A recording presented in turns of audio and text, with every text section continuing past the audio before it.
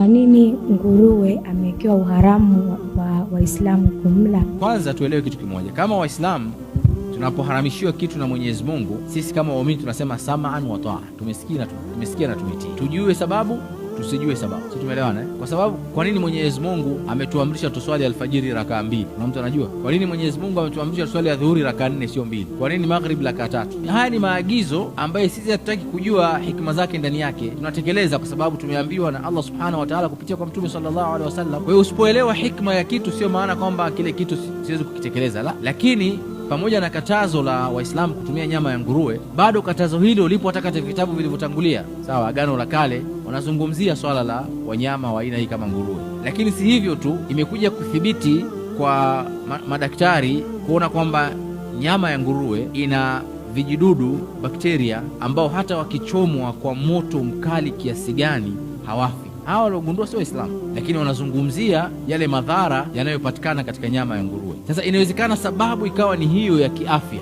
kutokana na nyama ya nguruwe jinsi ilivyo na madhara ambayo yanapatikana ndani ya nyama ya nguruwe. Lakini jibu la msingi ni kwamba imeharamishwa na Mwenyezi Mungu Subhanahu wa Ta'ala. Kwa nini ameharamisha? Mwenyezi Mungu mwenyewe ametaka kuharamisha, kwa maana ni mtihani kwetu sisi. Kwa hilo ndio ambalo tunatakiwa tushikamane nalo, tukijua hikma kwamba kweli nyama zina wadudu, zina nini za nini. Hiyo ni msaada tu wa kuelewa kwamba hikma gani imesababisha Mwenyezi Mungu Subhanahu wa Ta'ala amefanya tusile nyama ya nguruwe. Tunatakiwa tutii yale maamrisho ambayo yanakuja kwa Allah Subhanahu wa Ta'ala katika misingi hii.